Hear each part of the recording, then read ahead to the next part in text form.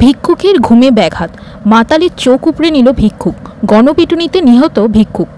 মদ্যপ অবস্থায় যুবকের চোখ উপড়ে নেওয়ার অভিযোগ দক্ষিণ দমদম পৌরসভা ৩ নম্বর ওয়ার্ডের বাসিন্দা গোকুল মণ্ডলের বিরুদ্ধে। উত্তেজিত জনতা চড়াও হয়ে মারধর করে গোকুল মণ্ডলকে, দেয়া হয় গণপিটুনি। পরে দমদম থানার পুলিশ আশঙ্কাজনক অবস্থায় তাকে নিয়ে যাওয়া হয় দমদম পৌর হাসপাতালে। পরে অবস্থার অবনতি হওয়ায় আরজিকর হাসপাতালে নিয়ে গেলে তাকে মৃত বলে ঘোষণা করা হয়। এই ঘটনা ঘটেছে দক্ষিণ দমদম পৌরসভার ৩ নম্বর ওয়ার্ডের স্নেহছায়া আবাসন এলাকায়। নমস্কার, আপনারা দেখছেন দ্য গ্লোবাল 24x7। আমি সন্দীপা। গোকুল মণ্ডল পেশায় ভিক্ষাজীবী। সারাদিন ভিক্ষা করে এসে তিনি ঘুমাচ্ছিলেন।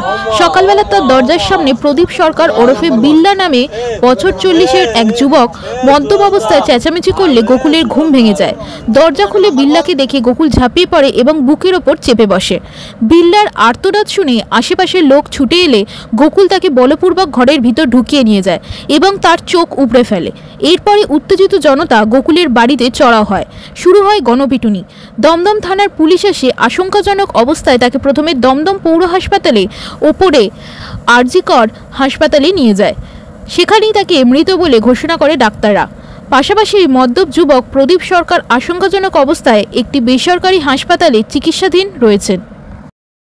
কখন অভিযোগ করেছিলেন? থানায় আছে, লিখিত আছে, প্রতিবারই থানায় নেওয়া হয়, কিন্তু থানায় কি করবে, থানাতে ছেড়ে দেয়, এসে আবার উল্টো রিঅ্যাকশন। দক্ষিণ দমদম পৌরসভার ৩ নম্বর ওয়ার্ডে আজ সকালে ভয়াবহ ঘটনা ঘটে গেল। এই যে বাড়িটায় থাকেন হচ্ছে জনৈক গোকুল মণ্ডল। গোকুল মণ্ডল পেশায় ভিক্ষাজীবী, তো এবং তিনি অন্ধ। তো আজকে সকালবেলা স্থানীয় বাসিন্দা প্রদীপ সরকার, তিনি সাইকেলে করে এই রাস্তা দিয়ে যাচ্ছিলেন এবং সেই সময় গোকুল মণ্ডলের সঙ্গে কোনো কারণে তার একটা বাদানুবাদ হয় এবং সেই সময় আচমকাই গোকুল মণ্ডল তাকে আক্রমণ করে এবং তার বুকের উপর চেপে বসে আঙ্গুল ঢুকিয়ে তার চোখ দুটো বের করে নেয়। এরকমটাই অভিযোগ করছে স্থানীয় বাসিন্দারা।